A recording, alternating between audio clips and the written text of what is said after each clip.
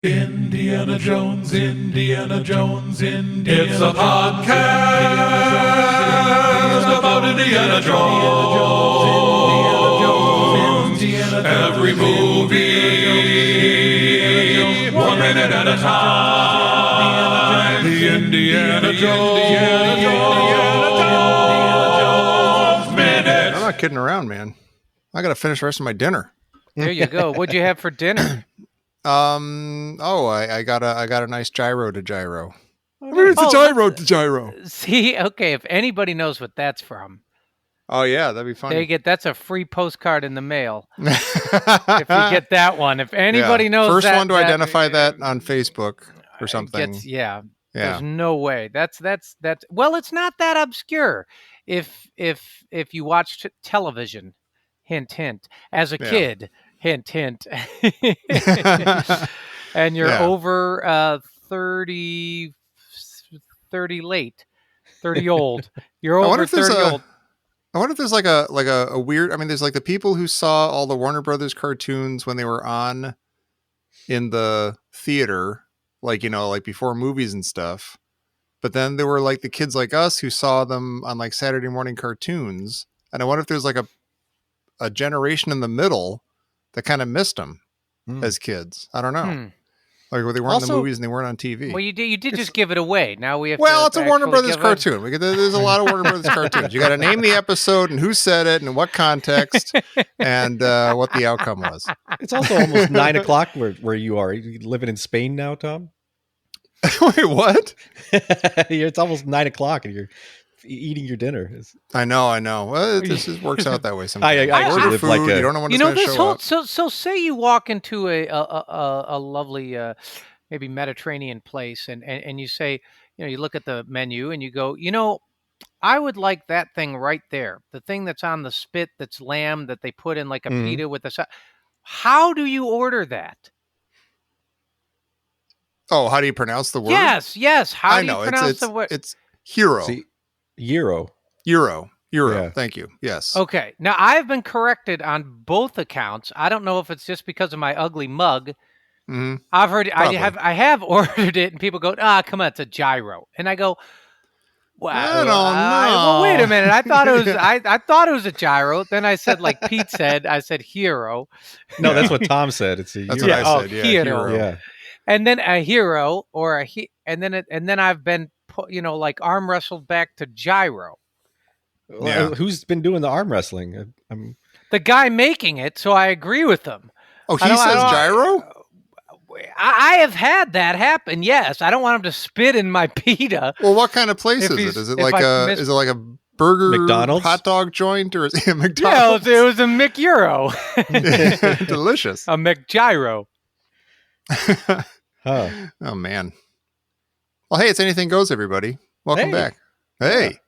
We're back with more Star Wars conversation. That movie Star Wars that you remember from the 70s. I'm having fun with this. Me too. Yeah. I love this movie. Yeah. Yeah. And you know what I had last night, actually? Not to like belabor this, but for the first time ever, I had chicken and waffles. I'd never had chicken and waffles before. Yeah, we had a fantastic place here. I think there's still one in LA, but it was from here originally called Roscoe's Chicken and Waffles. Oh, hell yeah. Yeah, that's what somebody said. You know what? Roscoe's is famous. Places. Do you guys remember the movie Tape Heads? Did either of you see that? I know with the movie, Tim but Robbins and John it. Cusack, and they do a video for Roscoe's Chicken and Waffles, and I always thought it was a gag that they made up. Just even the concept of chicken and waffles. I'm like, what the hell is that? That's ridiculous. But then it turns out not only is it a famous place, but it's like a total legit thing that people do. Yeah, and it was delicious. I might add. One in Hollywood. I think there's one. I think there's two of them. Yeah, I think the first one was here, and then I think they opened up down there. I'm not positive though, but the one here looked like going into a like a 1970s basement. They had like wood paneling, cheap wood paneling on the walls. Oh, nice. And it was great. That's crazy. The place. Wow. Oh, I'm looking. It says there's 3 of them here in LA now. 1 in Inglewood and 2 in Los Angeles. Huh. They'll all claim to be the original. You'll never know. We should thank everybody. Yeah. All these nice Patreon people who are sticking with us through thick and thin, through madness and confusion and turmoil. And what else? Hopefully, Hot water. lasting societal change. Yes. Catalysts for change. They're helping us through. Oh, we should say, by the way, we donated a bunch of our money again, all of our money really, but we split it up between a couple of things. As far as Pete and Jerry know, we donated all our money. No, we gave to I forget if we announced last time what we did. We did like Feeding America. And that was last month, yeah. Yeah, and then this time we split it between Campaign Zero and what was the other one? Pete, you handled that one. It's Chef Andres with the World Kitchen. Yeah, he does fantastic work feeding people. So while we are talking about vague cartoon references and 70s science fiction movies, we're also trying to make some real world efforts and things. Yeah. We hope it's making a difference. But let's thank everybody who's making such efforts possible. People like Mr. Fred's Star Wars, more like Star Won't. Well, now it's back to Star Wiz. Since we're doing Star Wars, right? Star What? Pete said Star Wiz. He did say Star Wiz. That's what Luke takes when he's on the way to Alderaan. It's taking a long time when he can't hold it, so he takes a Star. I like how long that went on, Tom. I know, not too long. Moving right along. We also want to thank 2-1 Beckett. Hey, thank you, 2-1 Beckett. We want to thank Andrew with 2 A's and Jalad in isolation at Tanagra. His face black, his eyes red. We also want to thank Airport Says it's Buttocks Week with Tom Taylor on the Andromeda Minute. It sure is. When isn't it Buttocks Week with you? That's the thing. It's funny. I got Topless Week and you got Buttocks Week. Who's to say who came out on top? There's only one thing left for me. And it's a rated G movie. I know. Yeah. I had a lot of fun with Jim, and I know you did too, Pete. Oh, I absolutely did. Jim's fantastic. Yeah. That's such a good movie, and that man runs a good show. Such a professional, such a great guy. Yeah. Yeah. We're saying like that, we're making that up or something, but it's true. No, it's absolutely true. Although he did just order a DVD in the mail today, so I don't know about that. I noticed that. That gave you pause. Oh, you know what? I shouldn't make fun of him. I just ordered a set of DVDs. Oh, really? So, yeah. He ordered. Should I tell you what they were? Did he build a DVD player? He's that kind of guy. Yeah. He's transferring his VHS recordings onto DVD. Yeah. He found out the kind of DVD player they have on the International Space Station, and he retrofitted one of his own using spare parts. We also want to thank Bert Bobert finds your lack of faith alarming. Wait a minute. Is that the first time it hasn't stopped at alarm? Or I think it is. Yeah, farm it might be. Or whatever. Yeah, yeah I think it did. Yeah. Run out of words that end. Yeah, and then just straight rhymes. He's just mixing it up. Keeping it fresh. It's good. Mm-hmm. Is that a gerund? Alarming. No, gerund. I don't think it is. No. Yeah, I don't think it is. Yeah. Usually, it's but like gerunds running is an activity would be a gerund. Yeah, but they frequently end in ing. Yeah, I think they always end in ing. Oh, yeah. Wow. Yeah. I guess you could also say frequently, since always is sure. Frequently is just south of always. There we go. We also want to thank Black Lives Matter. Oh yeah, that says it straight up. There you go. I yes went to the giant Black Lives Matter march on the Golden Gate Bridge last weekend, and it was really incredible. Yeah, you showed us pictures. So many people. It was it's such amazing spirit, and I'm hopeful that there's enough impetus now that we might see some real change. That's what I keep telling my son. Yeah. Yeah, my son keeps 2020 has been awful, COVID and riots and whatever and stuff and things. And I'm like, yeah, but look, Sam. Yeah. And like we took him on. He was in a march with us and here and outside of Chicago, and it was probably much smaller than the San Francisco one, but it was awesome. It was really good. And he said later that he felt good about going, and he had a good feeling about it. It was nice. There is I was at the one in Hollywood. Yeah, that looked nuts too. Yeah, that one was like, that one was huge, and it was really interesting. Like as people descended upon, Mhm. it was I believe it was at like Hollywood and Vine, or it Mhm. was some, or it was right around there somewhere in Vine. Yeah, it was right. I think Vine was the main street, and it was incredible. It really was. Sort of just it happened at 4 o'clock, and people were setting up and approaching, and just sort of coming from all different directions. I thought it was a beautiful thing to watch everybody kind of come together. Yeah. And it makes Mhm. me think, you guys were talking about hope, and of course, my affinity for the saints. So I'd like to use a little a quote by Saint Augustine. Um, Oh, you scared me for a minute. I thought you were talking about the New Orleans Saints. oh yeah, no.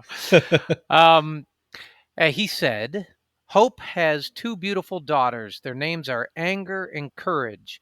Anger at the way things are, and courage to see that they do not remain as they are." Hmm, So Wow. that's there you nice. go. Yeah, it's kind Yeah, of that's also great.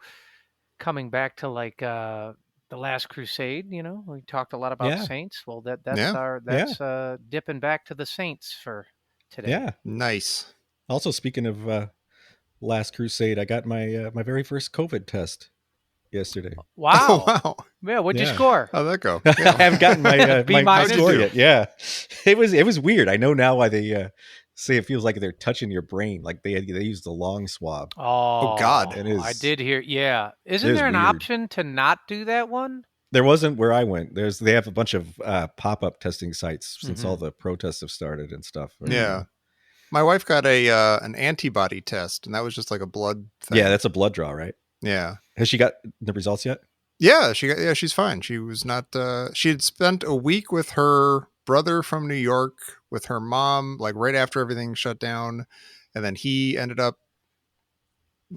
found out that he had the antibodies, so he had been exposed at some point, but didn't know when.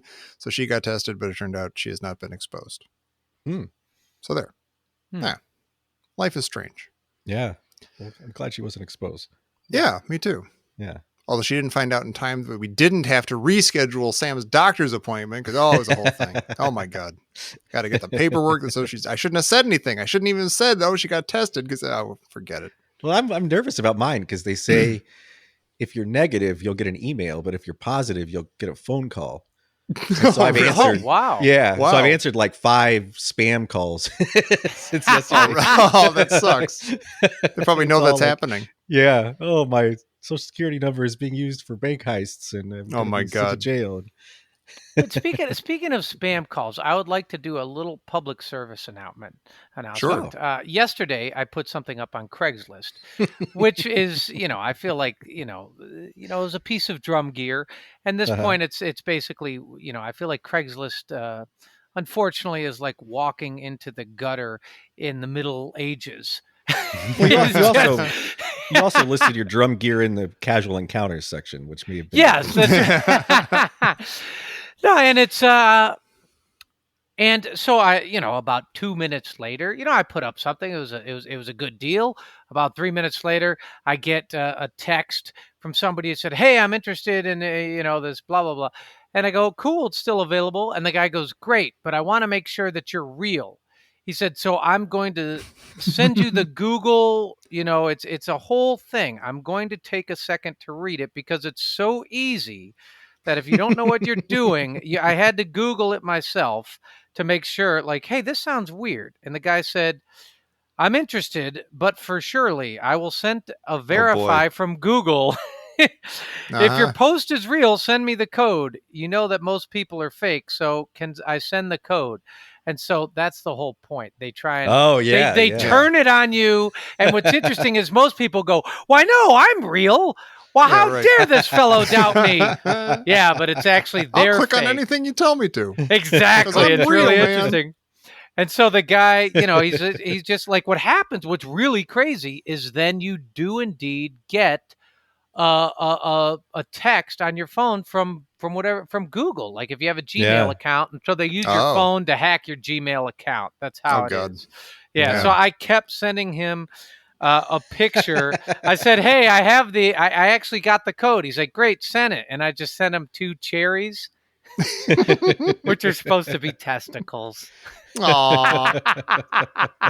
2 little testicles. Did he And I ever just respond kept- to the satire. cherries? Well, he did, and he said, "Please check Are your those phone testicles? message and send me the code." And I wrote, "Here it is. I got it." And I sent him the testicles, and then Aw. I didn't hear back, and I sent him some testicles again. You And I should send him- actually you sent should- him like 5 or 6 You testicles. should do I that kept for like the sending 'em. next 2 months straight, like just Please do. nonstop. Yeah. Please. You know what? I'm going to do it right now. Yeah. Here's 3 testicles. Made you look. Exactly. I'm going to write. Made you look. I love you. I just said it. Oh, awesome. Share his number so everyone else can send him testicles. Yeah, bastard. No, 5, don't 7. really. Okay. That's beautiful. Well done.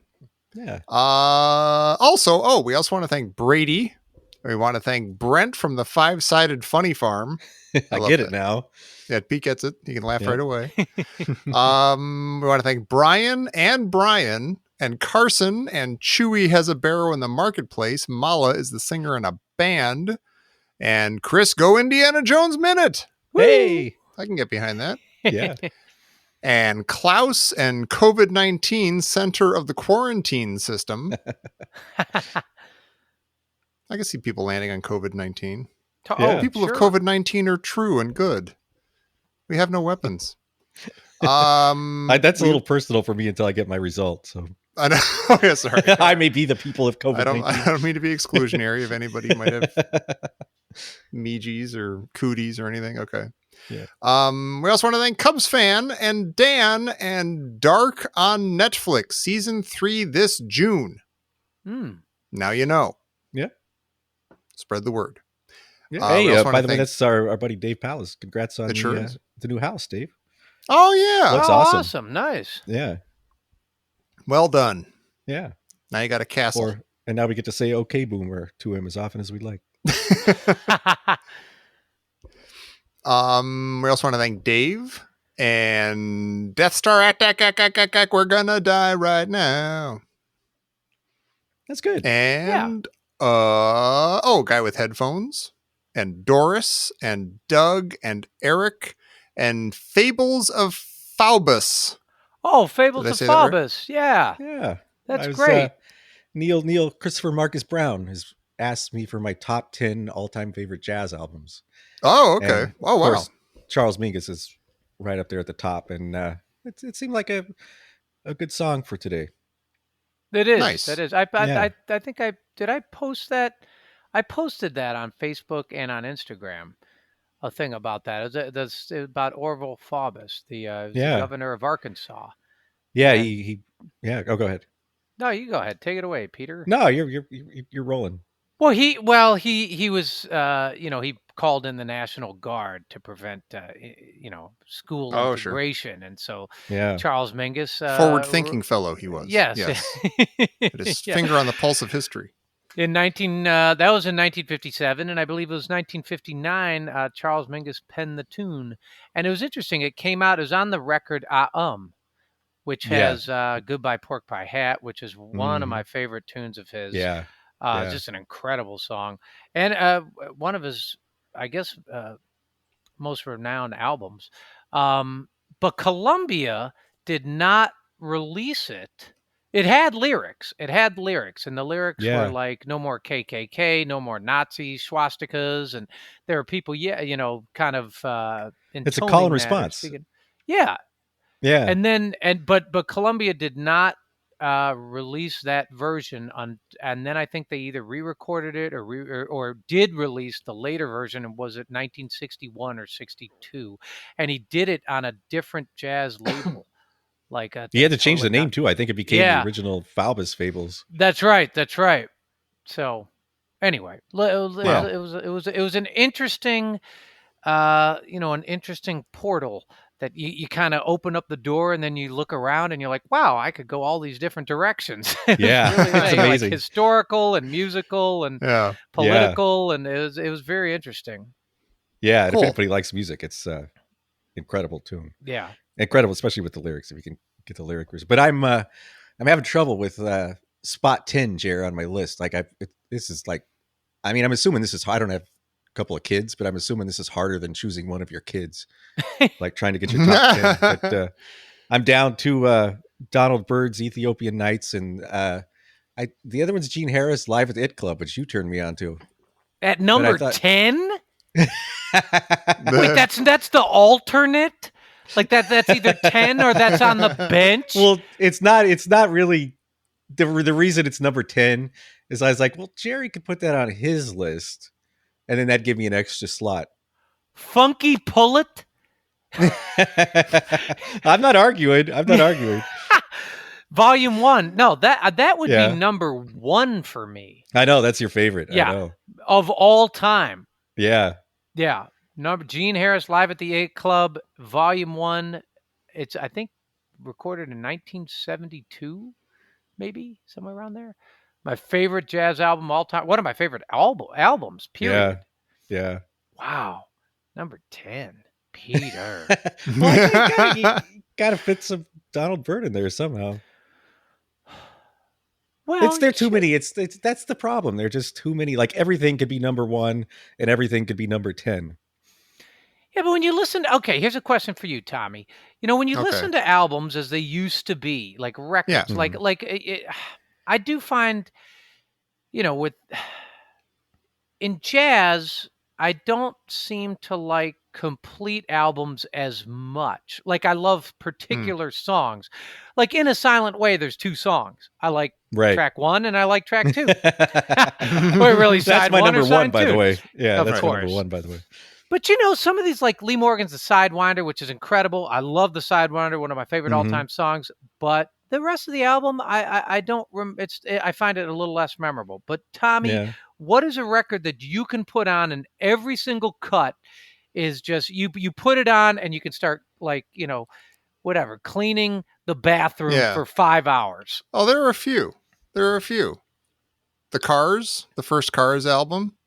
Top to bottom is excellent. It's almost like a greatest hits album. Yeah. Rush exit stage left. Oh, it's fantastic I love all the way It's through. my favorite. See?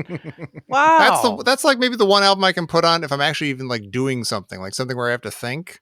Yeah. And like the album is so familiar to me that it's not distracting. I could just have it on and it just works in the background. Yeah. It's my favorite record. That might be my favorite record. Period. Yeah. It's definitely my favorite Rush album. Maybe Relayer by Yes. Interesting. I say that without even totally being able to tell you all the tracks that are on it, except that like one side is Gates of Delirium, so the chances are that whatever's on the other side is good too. It's not that much room for them to screw up. Yeah. But yeah, there are a few. Yeah. And I like that. I like being able to do that with some records. No Devo, no Neil Young? No, there's Neil. Oh yeah, no, like Zuma by Neil Young. Reactor by Neil Young. Like the first 2 Devo albums, Are We Not Men and Duty Now for the Future. They're all when you mention Rush, when you bring up Rush, one of my favorite things is Jerry told me this a long time ago. Is there are like 3 or 4 Rush albums that he's purposely never listened to. So like if he ever gets into a really bad, dark place, he knows they're there for him. Oh, It'll nice. like be a brand new Rush experience. I did that without even trying to. I went until I think last year without ever hearing 2112, one of their biggest, Mars hardcore albums. Yeah. And it was great. I'm like, I'll listen to this. It sounds just like my favorite band. This is great. It's like they put out a new record. Yeah. 38 years ago. Well, Jerry also had the weird derangement where like he couldn't listen to complete songs. Like you would have to stop a song before it was over. Yeah. Like we'd be in the car and we'd be listening to a song, we'd having a great time. I was like, no. And he'd stop and like put on something else or like fast forward to the next thing or something. But that is only because I was wildly depressed in those years. You were in a weird place. Yes. Oh. Yeah. That's the truth. I didn't know you were going to bring that up tonight, Tommy. Oh, I'm sorry, Jared. Well, I didn't know you didn't have to say you were depressed. You could have just been weird. Yeah. Well, it was. Yeah. Weird and depression go hand in hand sometimes. No, that's true. I think a good gauge of your mental health is knowing how many of those Rush albums are left that you haven't listened to yet. Oh, yeah. That's a good point. And you're probably not counting like the new ones that you didn't care about or something. Yeah, there's Rush is a strange band. There's a golden era for me, which is right around those '80s, which is kind of when you go to a Rush concert, you would see there would be the dudes who were way in deep from the '70s, and then the people Yeah. who had jumped on board from the '80s, and then Mhm. my all-time favorite band, I love them.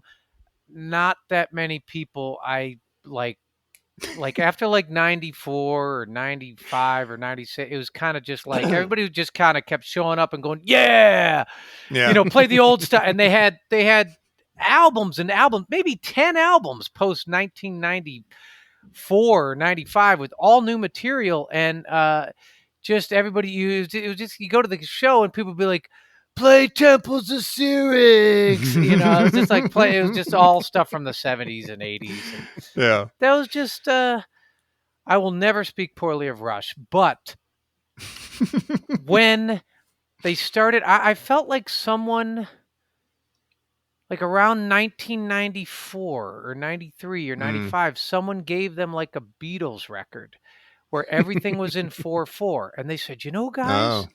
we should write a 3-minute song in 4/4. And you're like, what are you doing? Like, that's not what you guys do. Get out the Wizards, get out the Pegasus, and you guys need to be writing in 15/16 or at least 7/8. This is, don't. Yeah. They Go fight a kind of- Bytor. Yeah, they kind of like flattened out their songwriting a little bit. It's just like a lot of stuff that was like in 4/4 with kind of simple, kind of like, and you're just like, that's not what you guys do. It's kind of ironic. Like they went from extremely popular and they lost popularity by selling out. That's not usually the way it works. It's right? really, Yeah. it's really straight. They were known as the anti 4/4 band. I mean, like you get into any other band and you show up and people are like, hey, listen, guy, it's great you brought all these drums. There's none of that Rush crap. No, leave that for your own garage. You know what I mean? That's how it was. And I, I'm not knocking anybody's artistic choices. Certainly not knocking Rush's, but they did write a lot more there instead of, if I may, Cygnus X1. What begins boom bop ba-doo-dit. Like, what the hell just happened? Boom da ba-doo-dit-dit. Like, what are they doing? Boo da ba-doo-dit, boo What's wrong with da my stereo? ba-doo-dit-dit-dit. Yeah, and you're like, who wrote this? Like, how did Who's this even unplugging my come into- record player? Yeah, exactly. And you're like, that's where you can tell how passionate I am. That's what you went to Rush for. I was listening to I think it is Bytor in the Snow Dog. Is that the one that ends with like Yes! It's and then like at the amazing. end of like they keep cutting off one and I was laughing my head off the last time I listened to it. I'm like, this is the stupidest thing. It's so goofy and it's so awesome. Exactly. I love that they did this. They had this idea and they had to do it, and it was Yep. so great. And you're like, other people can't do that. But if you're talking about Bytor and the Snow Dog, you Yeah. absolutely can. And when Yeah, you how are first- you going to end it if not like that? Yeah. He's got to do something ridiculous. And then when you listen to it, you're like, you realize halfway through, it's like one of those mathematical things. Oh, I understand what they're doing. There's a sequence Yeah. here. They're cutting off one note. They're Yeah. shortening the phrase one time. And then you're like, are they going to do this the entire phrase until it's two? And then it goes, dude it. And you're like, damn, they Son of a did. bitch. Yeah. By the way, that is one of the dopest endings of any song. It is. Do did It it, really did is. it, do did it, do did it. You're like, yes, incredible. Well, Jer, I Yeah. hope for your sake that the remaining albums all are in like 31, 37 hours. Yeah. Or in 2112. Well, how do we lead out of that? Oh, we've thanked Fables of Faubus, and now we're going to thank Heavens to Murgatroyd. The cage door is open, ajar even. Is that even the right voice for that exactly? I did that last Yeah. time. That was pretty I guess good. it is. Last time I think was a little better, but Oh, you just ate. Aw, Okay. Pete. I'm just wondering if it's more spastic than it needs to be. Is it more like who actually said that? That was like was that I don't know. All those Hanna-Barbera guys are the Yeah. same to me. One's a blue dog. The other one's a kind of pink tiger. Pink cat, or yeah. One I of think them it was the exits pink stage left. cat, but I might be wrong. Heavens to Murgatroyd. I think it might be a little smoother than that. Heavens to Murgatroyd. The cage was whatever. Oh my god, it's a good name though. Yeah. We also want to thank Hillary. We want to Jerry Porter. This is a total side note. For the first time last night, for the first time in I don't know years, I had a dream about our old pal Hillary Johnson. It was really nice. Yeah, that's Yeah. awesome. That's what I always think that they're like someone's visiting you. Oh, absolutely. Yeah. It was me and her and our friend Lee's, friend of the show, Lee's Valentine now. She and we were like some diner that we'd always used to go to or something. I'm like, oh my gosh, it's so nice that Hillary's alive. I'm glad that worked out, that now she's not dead anymore. This is our friend, me and Jerry's friend who died a long time ago. And it was just really nice. I was like soaking it in. I'm like, this is such a horrible misunderstanding when we thought she was dead for all those years. It's so nice that she's not. That's great. There's every once in a while I have a one like that and a dream like that, and I know what you mean. You don't want to wake up. You just kind of sit there for a minute in the glow, and it. But I always think that somebody that they're showing up to visit. It's one of those like absolutely interdimensional you wake up, you're like, things. oh, that was really nice. Yeah, thanks for coming. Yeah, but and it was nice that it was like just kind of normal. Like usually the ones I used to have years and years ago were like, oh my gosh, she's alive, but does she know that she died? Should I tell her? I don't know if I should tell her. We're having like a really nice time. Maybe I shouldn't tell her. I mean, just kind of like stuck and confused. But she's the whole time like, should I tell him he's alive? Should I tell him he's like, yeah. Should I tell him he's asleep? Does he know he's dreaming right now? She'd love that. And then it'd be best. She'd kick you up. She'd wake you up. Yeah. We also want to thank Indy 5, Indiana Jones and the Trident of Aquilo. I know I screw it up every time. Aquilos. Yeah, that's good. The Trident of Heroes. Yeah. Trident of Gyro. There you go. We also want to thank It's John Finn. Hey, and we're Jasmine. recording with It's John Finn this weekend. That's true. Very soon after we record this, yeah. And we want to thank you for reminding me, by the way. And we also want to thank Jasmine and Jasmine. Hey, double Jasmines. I know, double Jasmines. That's awesome. That is. It's almost like the Patty Duke show because they're not exactly alike, but they're both Jasmines. Yeah. I think that's a great name. I do too. I always Jasmine, like the name Jasmine. Yeah. I agree. Could have been Now we got two of them. Jasmine. But I had a friend in college. His mom's name was Hyacinth. I always thought that was a good one. Oh, that is a good name. Yeah. I worked with a woman named Hyacinth for a while. Oh. Yeah. And I have a friend named Jay. So we want to thank Jay from the LAMB. Yeah. Yeah. I want to thank Jeff and Jeffrey and Jeremy and John and Joshua and Exorable Tash and Justin and King Dumb of the Crystal Scroll. I'm just glad that flag is still flying. Yeah. See? Yeah. Yeah. Don't forget, everybody. Crystal Dumb is stupid. We want to thank Lori and Mark and Matt and Matthew and Michael and Mom to Remy and Drew and Natalie and Natsuki Best Doki. And Neil asks, is Dune any good or not? That's an incredible question. Neil. Yeah. And I'm confused by the even existence of the question. I mean, Was he talking about the movie or the book? Yeah. Well, I think this requires a few answers because the book is just undeniably great. You read that book and you will be thirsty for about a week afterwards. There's nothing you can do about it. Drink all the water you want. It's not going to make any difference. The book's incredible. The movie is incredible. The David Lynch movie is incredible. It's very stupid in parts and very clunky and weird. And, he disowned it. It wasn't his thing and stuff, but it's still kind of great.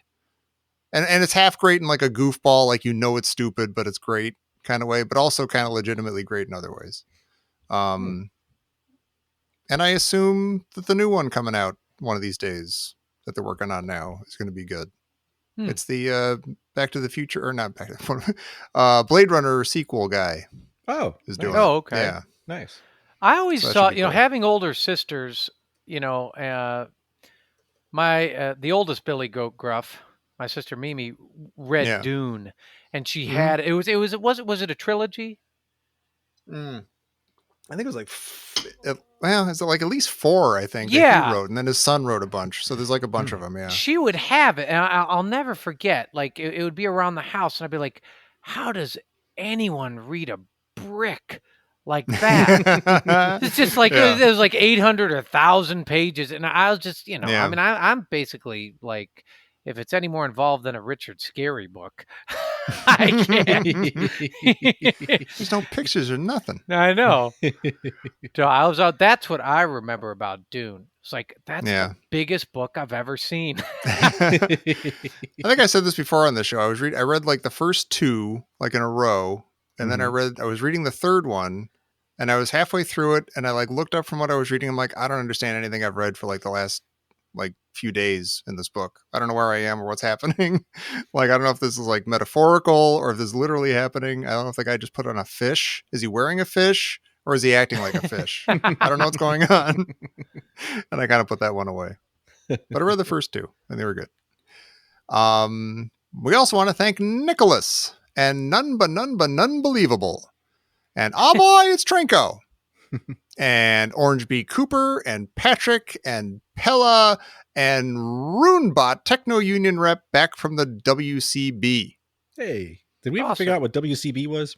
We did not. At least I haven't. Yeah. But I'm glad you're back. I hope it was an enjoyable time at the WCB. Sounds like the WC. Like it sounds.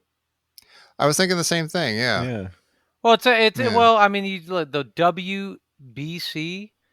No, CB. Oh, CB. Yeah. That's WCB. Oh. Huh. Well, hope it was a good time. It the Welcome back. Yeah. We also want to thank Sagacious Crumb and Sasha and Scott Roseanne, who I just had a nice chat with on online. Oh, nice. That was nice. I realized that our wives had a friend in common, and I thought that was strange and fun. Oh, cool. And it is. They look almost identical to each other, too. I was like already going to write to him saying, hey, I think we may have accidentally married the same person, which is fun. But then I found out they had a friend in common. I'm like, wow, that's really amazing. That's weird. Yeah, whenever I see her on, like when he posts a picture of her on Facebook, I'm always like, Jody? Like for my first time. Is that Jody? Yeah. No, I'm with you. And they should both be flattered because they're both awesome. So there. We also want to thank Sean and Steve and Stina and Sully Baseball.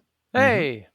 And here we got a Star Wars Minute, Indiana Jones Minute question. Oh, and we should say those guys are going to be doing theirs on Sunday this weekend. I said they were going to do it a couple weekends ago, and I was wrong, but this time I am right. So check that out and see how their answers compare to ours. To questions like this: cast or crew member you admired the most growing up versus now.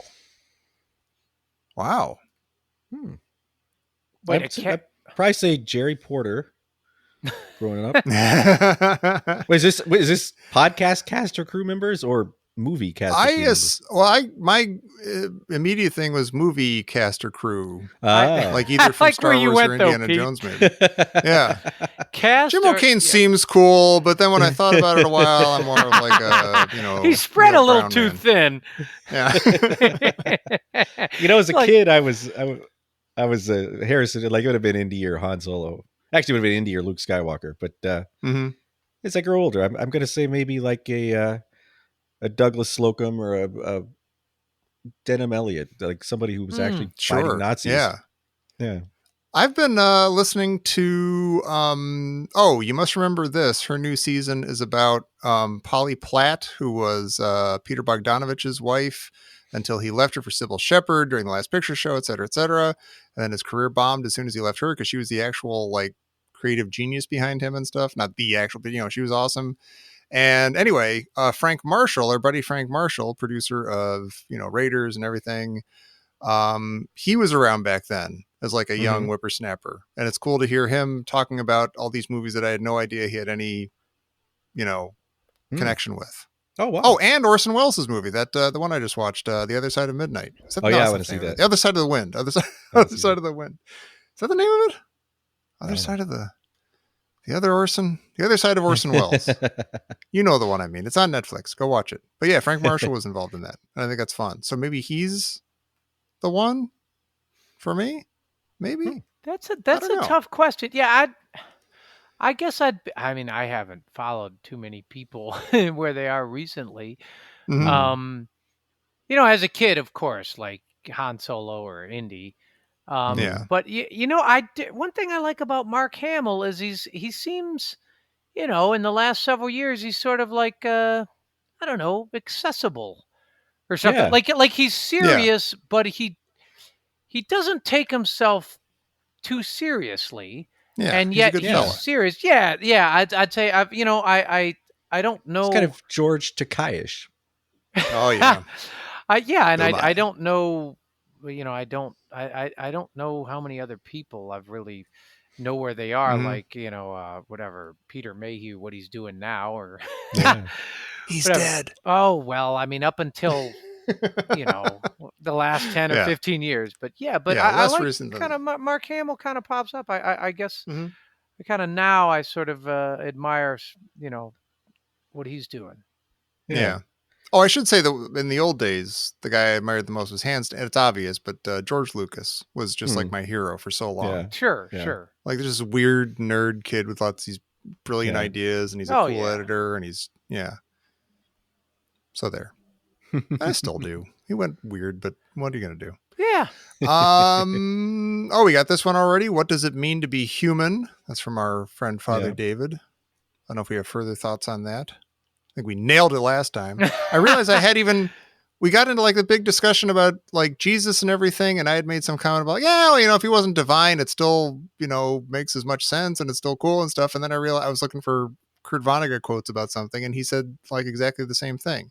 And we're probably not the only two people who have said that, but it was cool to see him having those same thoughts, because I By like the that way, guy. you blew my mind when you Thank sent you. it was sometime in the last week or so. You sent, was it a Kurt Vonnegut quote? And he said, Yeah. Yeah. so That's much fantastic. attention is placed on the 10 Commandments. And he said, Yeah. could you imagine walking into a courthouse and seeing in writ large the Beatitudes? Yeah. Right. And that blew my mind because you're Yeah. like, yes, that is a fantastic question, Mhm. or just even Yeah. thought to go through. We don't see the Beatitudes hardly any, like they're not popular at all. Right. And I Yeah. They're think the hard ones. They're the tough yeah, ones. they're the ones that they're the I feel like the non-punitive Yeah. ones Yeah. where and if I suppose depending on maybe where you are or what your particular religious affiliation is, but if you're Christian, you are supposed to be placing a real emphasis on the New Testament. Sure, the Old Testament, sure. We need the Old Testament to know who we are, where we come from, all that stuff. But you're like, but Jesus, delivers the Beatitudes. You're like, and this is supposed to be the way things are now. Yeah. 10 Commandments are cool too, but this is what's happening here. Yeah. Wait, Mhm. what did he say about the meek? What? Yeah, that sucks. What did he just say about the rich Wait, people and the camel and the eye of the needle and the sure. what? Are you There's sure? a lot of that. Yeah. I must have heard that A wrong. little dizzy, but you just don't come across the Beatitudes. Yeah. Yeah. I mean, I had to even look them up. And I'm I've been soaked in that stuff growing up. Yeah. Yeah, good stuff. Yep. Darth Patreonis, he had to I read his thing wrong last time. It said STSW. I thought that meant Star Trek and Star Wars, but he was asking which sequel trilogy Star Wars character needed a rewrite the most. Oh, I thought we were God, choosing between Star begin? Trek or Star Wars, Hmm. and I had chosen poor little Wesley Crusher. But yes, sequel trilogy Star Wars Treacle. character. Yeah. Treacle. Wow, There's a little bit of treacle in there. You know what sucks? Honestly, I don't hate this character, but I think the whole trilogy would have gone a little easier if Poe Dameron had stayed dead the way he was supposed to be in the first one. Yeah. Yeah, I think they ended up with a few too many characters by the end, and they didn't have enough stuff for him to do. Yeah. Yeah. I think I'd go with Mr. Palpatine. Oh, sure. Oh, God, Interesting. yeah. Wow. He shouldn't even be in that thing. No, Yeah. or if he was, That's a he good should have answer, been a Pete. very different character. Yeah. Right. Wait a minute. What's that, Lassie? I know. What's going on? The cat wants to get out. It's either your Hang on mom a or a second. dog or a I'm cat. coming to save you. I'm going to open the door. I got business to take care of.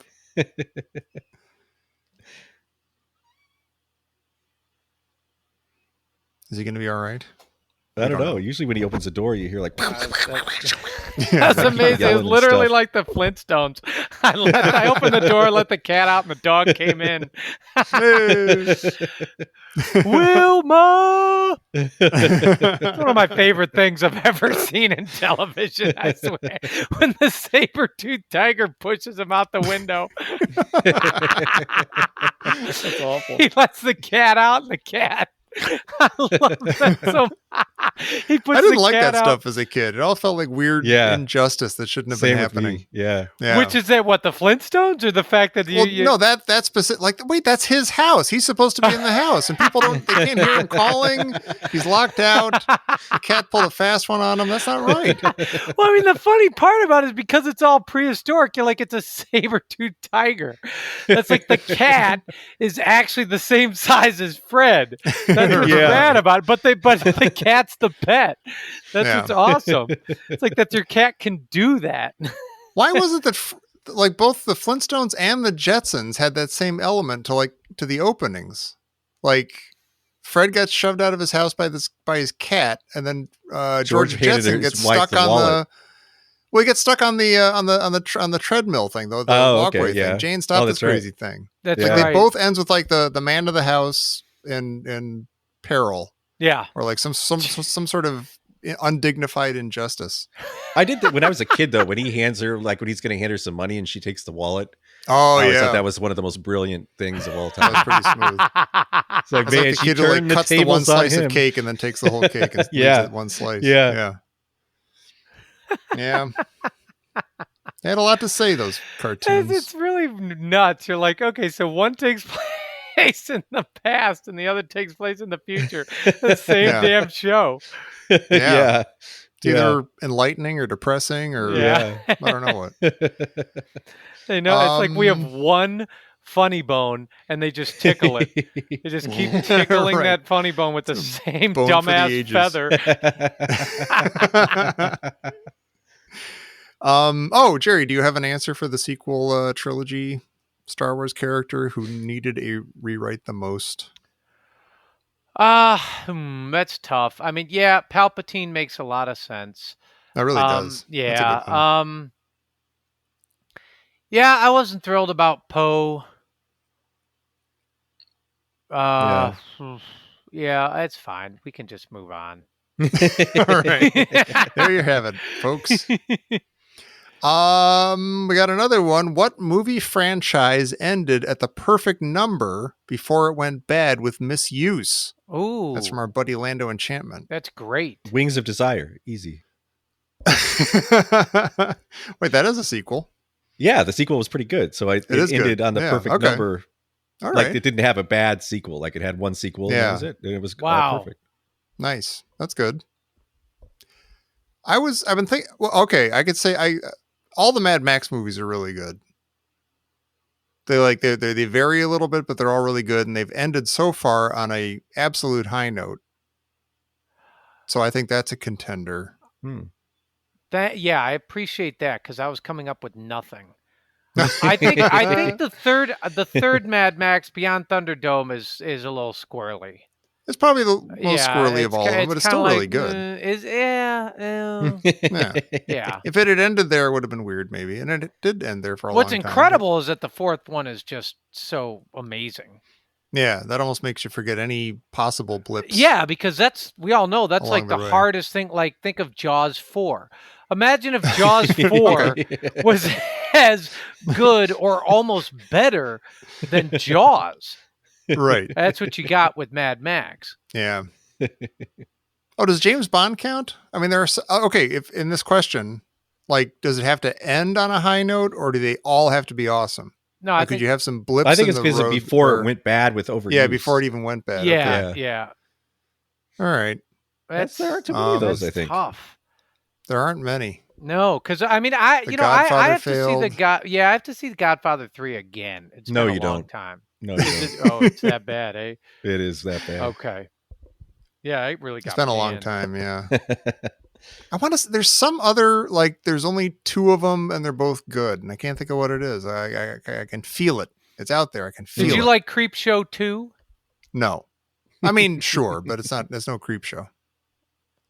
Oh, Gremlins and Gremlins 2. Those are both great movies. Yeah, that's good. That's a good one. Yeah. Yeah.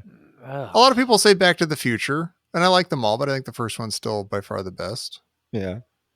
I kind of no one's going to agree with me, but I kind of want to say Sam Raimi's Spider-Man movies. The third one has a lot of problems, but I still kind of love it, and they all feel like a really great, nice package of movies. And I love them, especially the second one. I don't know. Does Buckaroo? Are we considering Buckaroo Banzai and Big Trouble in Little China related? It could be. Wow. That might. Yeah. I know Jerry would hate both of those, but I think I would say both of those. Nah, I saw them both. Did you You like hated, you hated Big Trouble in Little China. No, I didn't get it at first, and then I did, and it was I Okay. got it. Yeah. Mhm. Okay. Did you like Elephant something like Man closer- 2? It's a lot funnier than the first one. Jeez, it's like one movie I can't even watch. Can't even bring myself to watch. Oh, that's a good movie. No, I'm sure. I remember seeing it, and I think it scarred me. Yeah. I just You good? yeah. You sound like you're thinking. Okay. I'm thinking, but nothing's coming there. It happens a lot. I'm thinking, but nothing's happening. Yeah. The Nick, how about the Nick and Nora Charles movies? Those did pretty well. Oh yeah. I don't even know if I've seen all of them. Do though. people? Don't Enough a lot that'd of be people like cheating. The Incredibles? The Incredibles is awesome. The Incredibles is one of the best movies there is. And The Incredibles 2 is real good, but it's nowhere near like. Okay. I almost forgot there was one actually. Yeah. Yeah. Oh, a lot of people probably say the Toy Story movies. Those are all really, really good, even though I haven't seen the fourth one. Hmm. There's options. Oh, I know. What? Lord of the Rings. Oh, there you go. Done. Oh, but okay, Jeez. but wait. Now wait. Do you include the Hobbit movies, which are dumb? have to. Like, is that It's- part of the franchise? well, wait a It's minute. part of the It's- franchise. You have I to. did not. I did Uh. not watch. You know, it's really weird. I didn't see The Hobbit, which is kind of Yeah. incredible because Lord of the Rings is my favorite movie. Yeah. I didn't see The Hobbit. That's when kind it of incredible. It came out. It was like, yeah, it came out. There was something odd Sorry. about it. Like it came That's out, all right. and it came out after the third one, and it Mhm. seemed like they put it out as an afterthought or something. I didn't really understand. For some Well, reason, there's I didn't 3 of see it. them. Yeah, They stretched the Hobbit into 3 movies, which was just silly. and I didn't see any of those. I think you probably should not. You shouldn't see them because I saw the first one, and I was sort of like, oh, am I sick to death of all this Lord of the Rings stuff? Like, oh no, like it was like just more that I didn't need, and so Yeah. it Mhm. started to make me think like, oh, Gandalf, you're bugging me. I don't know, these elves and stuff. I don't know, even though I Yeah. love Lord of the Rings. So Yeah. I don't know. Yeah, that's. Yeah. I don't want to put. I never want to put an asterisk next to Lord of the Rings. right. But that's. As I think close that as falls I've right in gotten. the language of this of Lando Enchantment's thing. Before it went bad with overuse. That's Yeah. exactly how the Hobbit felt. Oh no, Hmm. they've overdone it. Oh no, they killed it. Oh hey, wait, do the Marvel movies count? Is that a franchise? Because every one of those I love. I know you guys don't give a hoot, but I think they're great and they're doing an amazing job. I believe you. Okay. I don't, but I'm glad you're happy. A lot of people love Thank you, those. Peter. Yeah. I know, and I'm happy for all of them. Aw. Are you also happy for Tears for Fears? Oh, absolutely. Sure. Very Those tears of much. joy. Yeah. And the Carlyles, we want to thank them. Absolutely. We want to thank the Wilder Ride and the Sack News. And Tierney should be writing Steel. Oh, Tierney should be writing Steel. It's like that's her middle name. Should be writing. Oh yeah. Should be writing. That's good. And we want to thank Tim. We want to thank Timmy Yep. Bricks. And Hey, Tom. Timmy Bricks. Oh, I think the The home Olympics just ended this week. Oh my God! How did everybody do? What were the standings? Last I Do you saw, know? there was like a day left before Ryan goes back to school, and Timmy was up by like 9 or 10 points. Oh my So, God! Oh, wow. Yeah, it looked like a comeback was going to be rough. I Wow. hope Ryan like snuck a pin over to the fridge and like added some mashed No laws against it. No Nope. rules against it. Well, good luck, Timmy. And we also want to thank Tom and Vibrant Visionaries with Heidi Bennett and Wendy and When Y'all Nugless has scratched my Pete. And we also want to thank Why Do Birds Fly South for the Winter? Jerry. Well, this is one of them jokes now, ain't it? It is. It's a little Knock, brain knock. scratcher. Yeah. Wait a minute. Does it end with an alarm? Orange, you glad we're doing an intro for a Patreon? Yeah, let me. Oh, hang on a minute. Now, why do birds fly south for the winter? Not going to be to get to the other side. No, No, I give up. Because it's too far to walk, Jerry. That's why they fly south, because it's too far to walk. See, you think I there's some appreciate reason for them going south, like going south. Yeah. But the Also key like word there Jerry's- is why do they fly south? Courtesy laugh as someone who's No. well versed with Oh, courtessy laughs. I enjoyed Yes, Jerry's right yes, yes. Yeah, Quite that- good. there. It was amusing. Oh, that was. Oh, my word. Oh, I'm backing away now. Yes. Thank you. Oh, it's time for me to go. Oh. No, I like that. That was good. It was a little play. It was a little play on how we imagine birds migrating. Yeah. and what's Imagine a bird important. walking to the south. That's ridiculous. I like I when mean, you unless say we're already something very that's- close to the south. Yeah, and I like when you say something and Jerry will just be like, "Oh, that's really funny," and he won't laugh. the There word, are some things that yeah. are so funny that you actually don't laugh, and that's a That's sincere true. thing. That's That's happened true. a few times to me. Yeah. Like You're when like- Homer goes and buys a gun at Bloodbath and Beyond. That's Yeah. funny enough that you cannot laugh. But you're I laughing remember right now. that so I one. just laughed. Yeah, I saw that 20 years ago, and I remember that Simpsons. Like, oh my god! You just kind of like put your head down. You're like, oh boy, this is such a good show. Oh, and last but not least, we want to thank Zaction. Woo! Thank you, Zaction, yeah. for bringing us home. And everybody, thank you for being home. You have no choice. Welcome to your home. And but we're going to entertain you now with our insightful and in-depth discussion of the next few moments of Star Wars. Hey, 1977, a George Lucas joint. You know what? I like George Lucas too.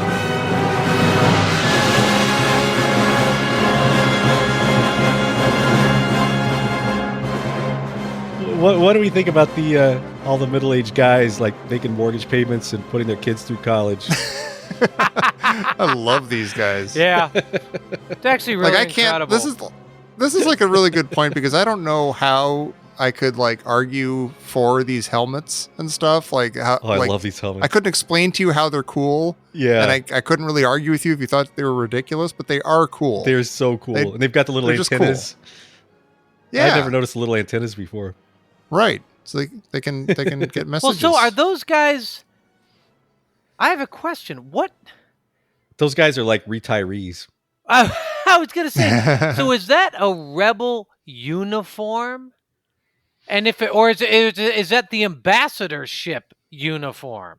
Oh, that's a good question. Because if that's a I guess rebel it's- uniform, you're like, well, dudes, don't be wearing those. Yeah, yeah. Why do you have a Right. uniform? Yeah, why do you have it? And also just like, but where is the ambassador? You're like, we can't even fake that there was an ambassador here. Well, they're also prepared to shoot anybody who comes through the Yeah. door. So Right. it's kind of like the jig is up a little bit. And they know it's like an imperial ship, which is their government. Right. Yeah. Yeah. It's like Johnny Tremaine time now. I don't know who Johnny Tremaine is. But I think he's from like the Revolution. I don't know what uniform that is. That's a good. I mean, this ship, according to like the radio drama and stuff, which is actually awesome and was considered canon back in the old No, days. the radio drama is incredible. It's awesome because it takes it takes like 2 episodes to get to the beginning of Star Wars. It's really awesome, and it's got most of the main cast. It does, yeah. Well, a couple. It's got. I'm not sure about Perry King as Han Solo, but right. It's got Luke and it's got 3PO, but it's awesome, and it's got. I think this ship that you find out is from Alderaan. It's from Leia's dad. Mm-hmm. So maybe these guys. This is just like the ship's crew outfit of like an Alderaanian blockade runner. See, I think it's her dad's like poker buddies. Like they've all got kind of guts, and they like their shirts are tucked into the brown belts, and they've got chin straps, and they've got a totally beautiful eye alert.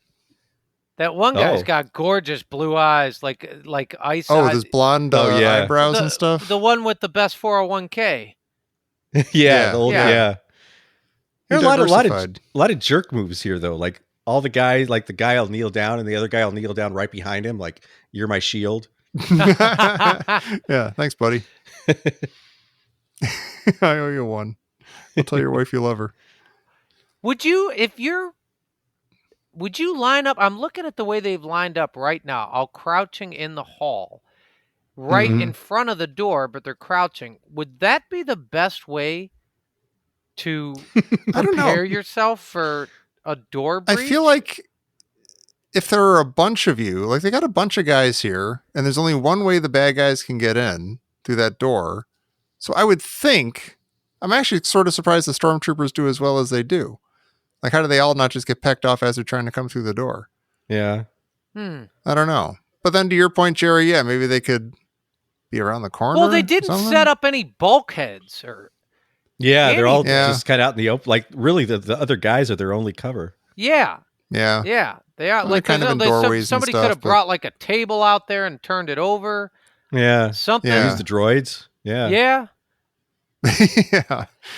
This is actually the one point that I remember being in the theater for the second time I saw it. Because as the sparks start coming, I remember the first time I saw it, I jumped when the door explodes. And so I was braced for it the second time. I remember being like, oh my gosh, the explosion's coming. Don't freak out, Tommy. Don't pee your pants like you did last time. And I didn't. I made it through okay. Some Tom Taylor lore for you there. Nice. And then you see stormtroopers. They're crazy. Right. Are these the only stormtroopers in all of the Star Wars movies that are like completely competent and great shots and like they win the day. Yeah. Oh yeah. Yeah. They're like well ordered and they don't miss and like they don't act like any other stormtroopers. I wonder if it's maybe it's a numbers game. Like I'm thinking about them on Cloud City. And yeah, there are a bunch of them and they're trying to get like 4 people and they fail miserably. But here it's like kind of like a shooting gallery. Yeah. Like they can't not shoot all these rebel guys. Mm-hmm. So maybe that helps them look more efficient or something or more able-bodied. But that's what's bad about you thought the rebels should have had a slightly better strategy. Yeah. Or it's always easier to defend, but well, they did just win their first victory, so maybe they're like drunk, and, hungover. And like, yeah, exactly. They're not prepared for this at all. They're like, oh, we got to win more than one victory. Oh my god, this war is going to suck. There's that shot when 3PO and R2 cross the street. They go across the hallway. And then the second they go through the door, it explodes. Yeah. Yeah. And did anybody else spend like the next minute and a half thinking, oh my God, those 2 robots who I already kind of liked, they just blew up. They're dead. That's sad. No, I didn't. I never did. That was always a part. Oh, you did? Okay. That right there is supposed to be funny, right? Yeah. I have no idea, actually. I don't know. It's suspenseful.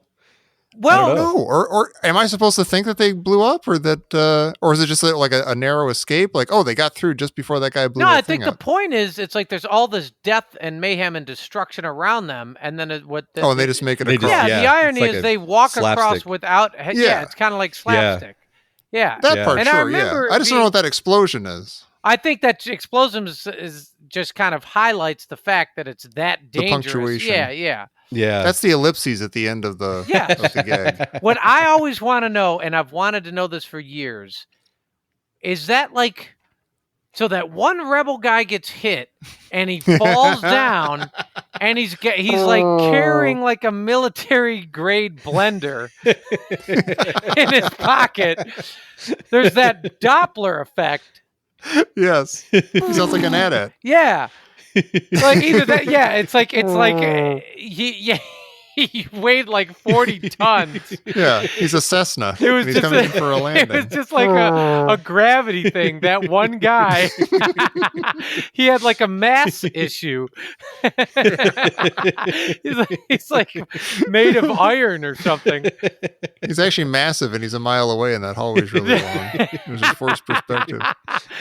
What is that, and why do they do that? I don't know. And they left it in every weird, stupid special edition they ever did. Yes. So it's supposed to be there, I guess. Does it just coincide? Like maybe it's some other noise? But then what other noise is it? Yeah. I was thinking that too. Like, is it just weirdly timed with that guy falling? Or is it supposed to be his voice or something? Is it supposed to... Oh, no. Oh, That that was my only victory was yesterday. Maybe that's his soul leaving. It's actually not a bad way to go. I'm becoming a force ghost. Sound like that.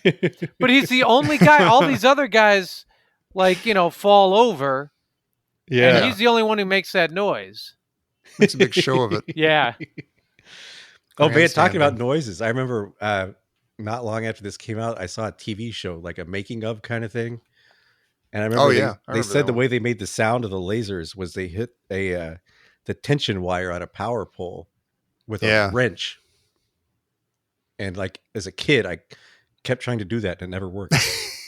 Yeah, it kind of makes a sound, Yeah. but it's not the same. Not Yeah. even close.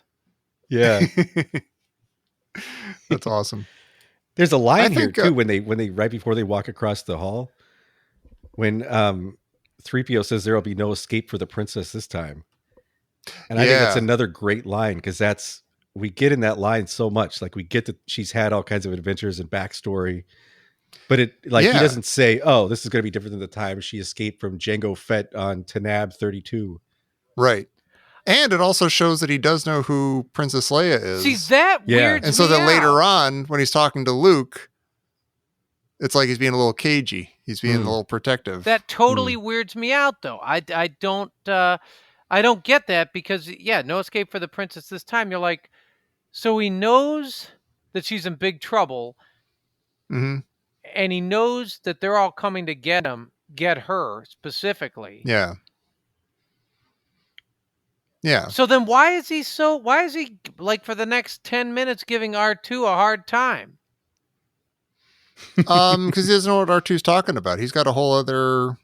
He wasn't privy to. We see him find R2 So, okay, having some sort of discourse with Princess say Leia. there's She's no giving him a little R2-D2 disk drive. here. Mhm. Okay. Like they're just whatever. What is C-3PO going to do?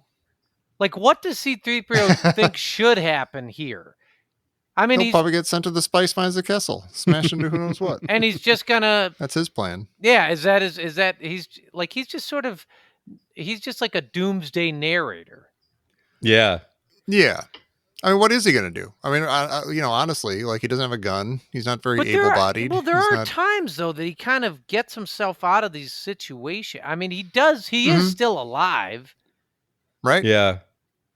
But He survived this long. Like, if you buy a droid, do you want a droid that's going to keep alive? Like, do you want to buy a blender that's going to run away from people?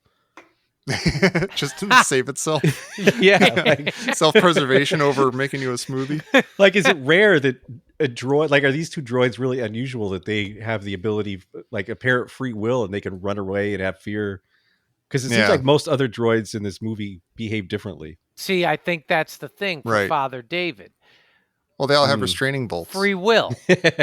Yeah. Yeah, free will. Yeah. That's one of the God, things does that about mean, being like- human. Does that mean the elephant vacuum cleaner on the Flintstones can't leave the house? Like it is somehow physically unable to leave? Has a restraining bolt. Yeah, that's awful. You get the intention that he's somehow compensated, like he gets a weekly check. Because he's, you know what he says, of do? course. Well, you know what he says, Tommy. Well, it's a living. So you go, okay, that elephant does go home. Is it? Well, you assume that you'd frequently wash the dishes post dinner, which would be maybe the Yeah. elephant clocks out around 7:30, Yeah.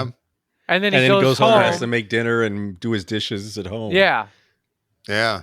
What does he use for that? Another elephant? I don't my know. God. Or is it his own? You think he gets mad? It's like, I already Or does did he have this. He's like a also little- from washing their dishes. I- Now I got to do mine. I Or does gave he have it like the a little office. human My hose is killing me. imprisoned? Yeah. So what? I mean, you squeeze his trunk and the water comes out. So does he drink? That's not how elephants work. I know. I assume that what happens is he dips his trunk in a bucket or a vat of water, Sure. and then that's him loading, and then you squeeze it when you want it. Yeah, I guess so. God. I guess the whole Awful. point is the elephant provides the pressure. You could just Yeah. take the water inside the house and wash the dishes. Yeah, you could just invent plumbing. You invented cars, kind of, and TVs. They have TVs. That's I don't know. ridiculous. It The kinda Great didn't- Kazoo could have just come along and taught him how to irrigate and stuff. And It's kind of astounding how colonial like all the cartoons are. It's like, Yeah. let's enslave as many different people and creatures as we can to do our work. Yeah. It didn't seem weird to us until we were adults. Yeah. No, it didn't. As kids, we just ate it up. It seemed normal, the way it should be. Right. But if C-3PO and R2-D2 are sentient, free-willed beings, are they enslaved, or are they just, do they get paid and then they go home at night? They seem to. I don't know. The way 3PO talks about stuff, it sounds like he gets that he's.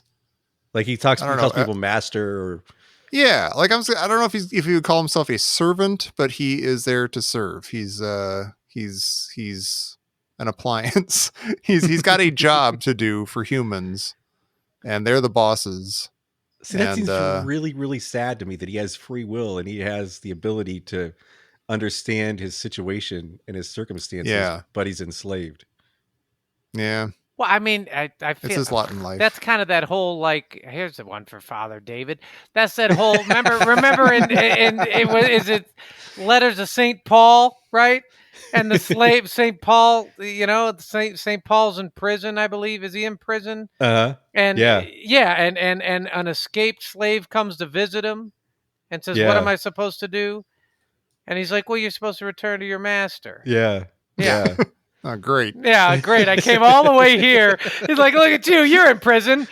I thought you were. Yeah, gonna say I was originally going to come and let you out. I got the key right here. that. Psych. I can't remember. Is he in prison when that happens? I think he I haven't is. seen that one. I can't don't remember. remember. Yeah, I I can't remember if he's in, but they got this the escaped slave. Anyway, I'm wondering. So, I mean, you would buy a C-3PO as he's a translating droid, right? So you yeah. would buy- so and he you're tells saying- you what fork to use and So stuff. you would buy him. You wouldn't like. It wouldn't be like getting a cat or like welcoming a member of the family. It would be like, I'm going to buy No, this yeah. device. Yeah, we need a We need a blender, we communicating need thing a- that speaks Bocce. Yeah, we need a and can work refrigerator on- and we need a Right. a translator. But then this whole R2 thing, like, you always get the vibe that although there are a lot of other R2 units out there, Yeah. you hear throughout the entire series that droid's special. Yeah. Mhm. And so, in this case, I mean, Princess Leia took him aside and said, hey, listen. Now, what's interesting is, I don't know, you kind of wonder, like, when this happened, did she specifically pick him? Because she knew that droid's special. Yeah. He's the maybe. one, or she just like, I just need a droid to put these plans Yeah. in. I don't care what it is. Yeah. Right. Did he become I think- special by getting the plane? Yes. Did he become special by Oh, maybe. You get the Or he finally has a impression purpose. that, Pete, you'll understand this. You ever have one of those cats that just does what the hell it wants, and you don't really know We've what got it's 2 of doing? them, yeah. I got 4 of them. But sometimes they get, like, usually they're sleeping around all day, 23 hours. But then there's like an hour. Every once in a while, they get a thought in their head and they go do something. And they just get up and they start crossing the room very purposefully. And it's not to the food dish or the litter box. Uh-huh. And they're going to do something. And I kind of feel that's how R2 is. Like he's kind of he's kind of hanging out. He does his thing, but every once in a while he goes rogue and he's doing something on his own free will or his own volition. Like that's the vibe I get. Yeah, I feel like if they have that capability though, like unless C-3PO and R2-D2 are unique among droids, that there should be somebody on the ship whose sole purpose is to watch out for the pets. You know, like if we get in trouble, someone's got to go take care of the robots. Right. Like, I mean, they're feeling sentient beings. I mean, you can't just, I don't know. That just seems the height of cold, heartless, action to just let them die in the face of whatever. Why did you program me to feel pain? Yeah. Well, one of the questions is, and it's fuzzy, are C-3PO and R2 unique or special? Right. I don't think so. That's I mean, they might weird. be more special than others, but I don't think that those two are like the only ones who could have done this mission or anything like that. Really? Kind of. So I mean, you think there are other droids that also have like really big personalities and want to be but we don't and want to see live, them because like, they're in the background. They're they're. Well, nobody gives I don't know. a damn. I don't know about, why like, these two would be special. R5D4. No, he's a Right. dunce. Yeah. He's a dummy, and don't use him as an example because he's. But also, nobody gives a damn about the poor like children's holiday entertainer, like creepy clown robot in the Jawa Sandcrawler. Children's holiday entertainment. What they give you mixed messages. They'll show you. They'll say that our 2 units been through a lot, or whatever. We've been through, and so you're like what's the word? Anthropomorphize them. Yeah. And yet there's all sorts of droids all over the place, and also even in the first shot of them, you see close-up stuff of characters. There's a second C-3PO in the background.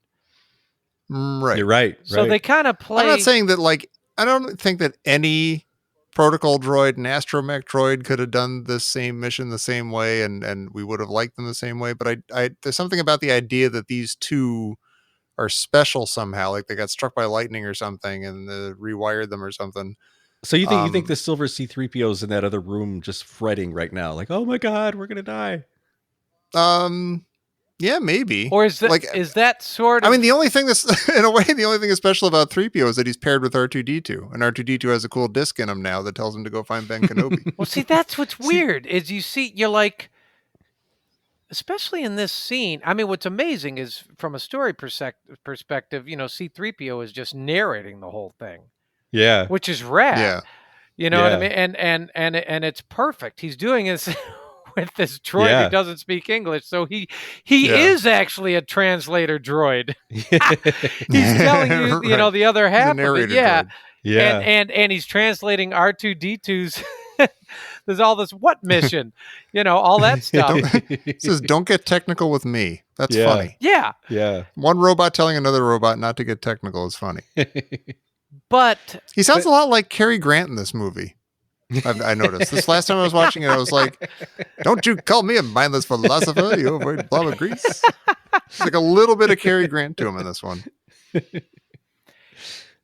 I don't know. I've had a hard time buying that, Tom. I feel like these two have to be special. Like I feel like they can't. I mean, they're special as characters. Yeah, that's what's I just weird. feel like this is really a really horrible universe if all droids are thinking and feeling and are all treated this way.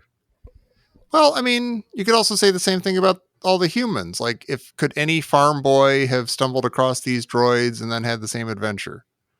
Or, I mean, in that case, it's dumb because Luke is special, I guess. Yeah, but. I mean, these droids, you're assuming. Or could any space pirate have met them at the cantina and gotten them to? But I don't mean like could any droid have fulfilled the thing. I just mean are all droids have this level of awareness and feelings?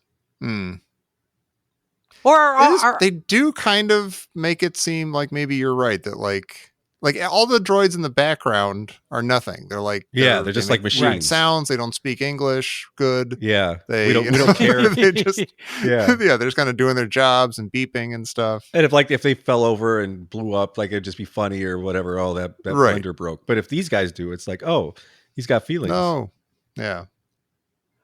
Are is are weird. all C-3PO droids like fretters? Is Yeah. that how they come from the factory? Yeah, or is that a I setting? don't know. And why is Or the That's funny. dynamic like? So are C-3PO and R2 like really great friends? Do they always come together? Like say like yesterday, were they hanging out? Or was You know what's like really R2 funny? were R2 and the silver C-3PO hanging out? Yeah. Oh yeah. And then Like the 3PO damn was jealous adventures. and like just shoehorned himself in Yeah. there, like just Yeah. now. Right. Yeah. Right. What do you know that I R2, don't did know? you hear that? They shut down the main reactor. And- Oh, am I interrupting something? Sorry. One thing about Star Wars that I've never found an answer to, you always hear that 3PO as written was going to be like kind of like more of like a fast talking huckster, Uh-huh. like used car salesman kind of guy. Then they just sort of like the way Anthony Daniels was doing it. Mhm. I've never found out if both of those personalities would have had the same dialogue. Like honest to God, like if you look at the screenplay, it's all the same stuff. Like, did they change the screenplay to fit the new version of 3PO, or would that's would funny. like the car salesman guy be saying, "Don't take technical with me, yo"? yeah. I don't know. You know, don't call me a mindless philosopher. Hey, I mean, it kind of could maybe. I'm gonna keep Yeah. thinking about it as we do this. Did you Like think he sounds that, so fuddy duddy. he Yeah. does? Yeah. Did you think the stormtroopers were robots when you first saw it? Yes. I did too. never did. Kids Oh, always really? thought that on the playground, Yeah. and they were like, "Oh yeah, the robots and Darth Vader's." I'm like, I don't know. You know why? Because because Luke puts like, on the armor. Or they yeah, if they were robots, you wouldn't be able to take off their armor and put them on a human. I always thought that they were robots, and I was But- never Idiot. okay with the fact that they're not. Like Oh, I'm up sorry, until dear. today, Would you prefer clones? Sorry. I always thought they were robots, and that's what they were. Yeah. Yeah, I did too. and you know what is the like 011 on the back of their robot uniforms? I don't know. I don't know either. It's Looks cool. Yeah, the code looks for their really lockers. cool. Yeah. There is a scene here. So we see Princess Leia, right? Yeah. And she With R2? Yeah, with R2. And there's a scene like she's putting the plans in them, injecting, and like I can't figure this out. It's kind of in that like steely gray and red lit hallway, right? Yeah. Yeah. And that then lighting's incredible. right, it's unbelievable. It's unbelievable. And then there's like a shot away, and they return to where R2 and C-3PO are, and they're in a completely different hallway.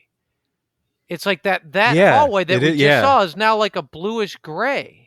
Yeah. Oh yeah. Yeah. Well, maybe it's only red at that one end because now they're walking away from See that part. but if they're walking away from it, that's not how it looks at all. Right. It's like that's Yeah, well, I that don't know. confuses me too.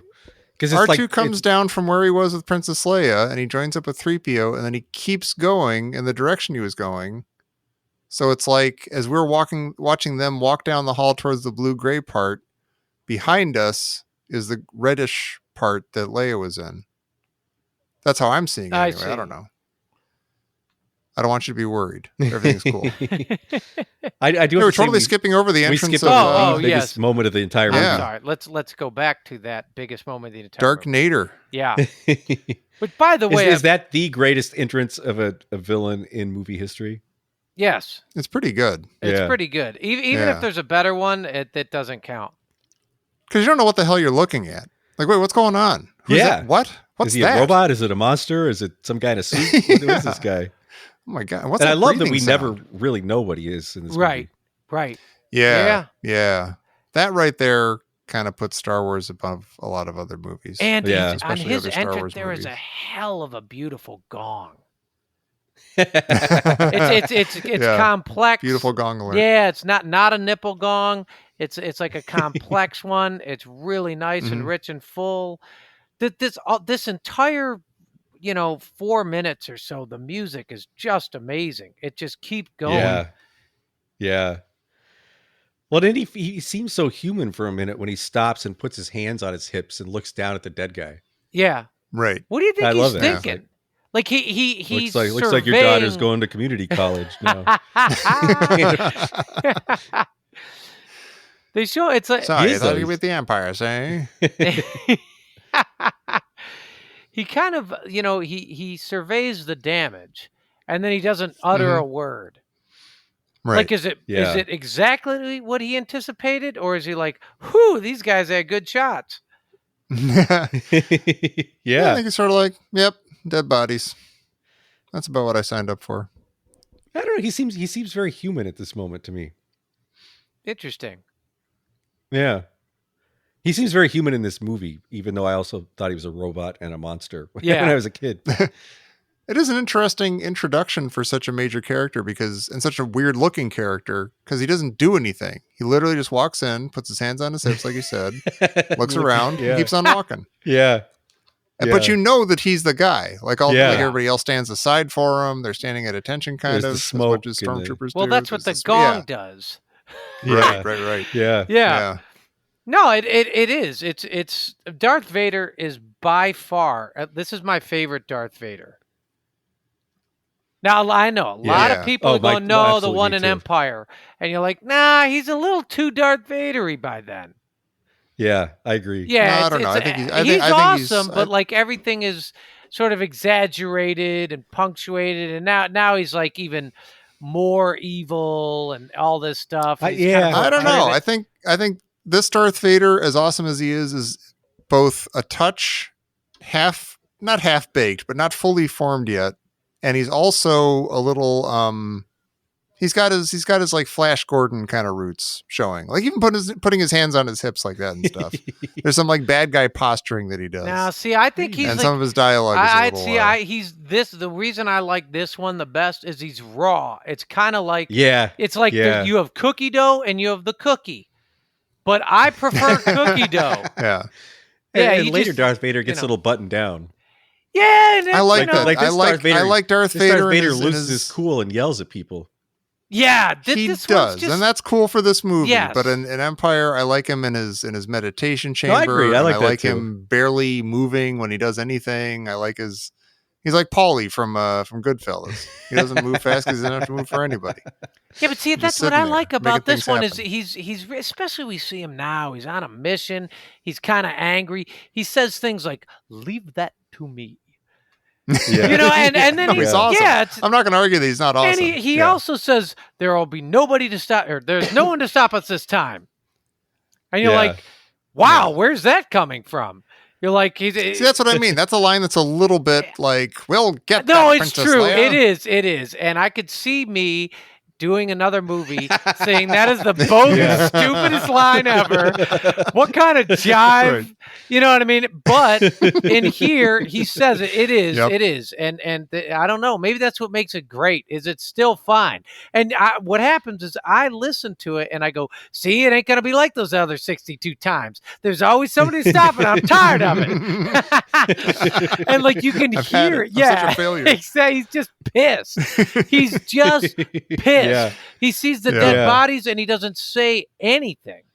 Yeah, and then you can hear him sighing. Though. He literally, like, he sees Princess Leia and he's like, shut up. That's not true. Get out of my face.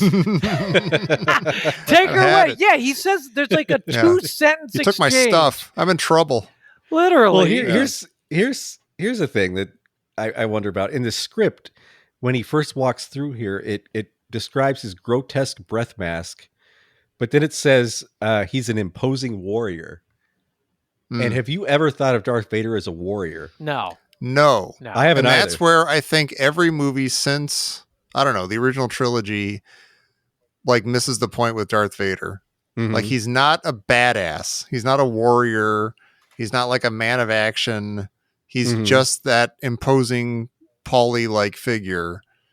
And he's kind of like a bureaucrat too. He's sort of like especially this movie, like a dog on a leash kind of guy. Yeah. And he's like the way people talk to him in this movie. Like people like kind of almost boss him around. Right. They don't take him. They think he's some goofball who believes in some weird religion and stuff. And like he's only around because the Emperor likes him or something. Yeah. And I like that. You see like art. I remember I think it was when Revenge of the Sith was coming out. And there was all this artwork of Darth Vader because they're finally gonna have Darth Vader in this movie, and he's like flames behind him and stuff, and he's riding a BMX bike and he's doing a flip. And like, that's not Darth Vader. I don't know what movie were you guys watching? That's not Darth Vader. You're saying, so where does he draw like his power from? Like they make it. You're saying from the other movies, it's like, oh, he was a badass and he worked really hard and he took a lot of karate classes and became like a full-on ninja. You're saying, is that what you don't like? I don't like that. I don't think that's him. I don't think we see him fight Luke Skywalker in what's that movie? The Empire Strikes Back.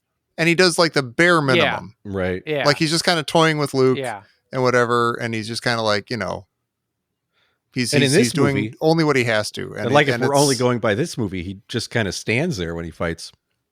Yeah, with him and Ben Kenobi, he's kind of like, parry, dodge, and it's that's not like he doesn't need to be some fierce fighting machine to be cool and awesome and scary and imposing. Right. Yeah, I agree. What I like is as you see in this movie is that he's kind of like a little bit of a freak. Yeah, he's a little bit of like an outlier. Kind of this rogue guy. Like people, some of the bureaucrats don't trust him. They don't like him. Yeah. A lot of people don't like him. Well, and a lot of them aren't afraid of him. Like the guy's like, yeah, you can't do that. Who's this weirdo? Yeah. Even why is he in our meeting? Yeah, exactly.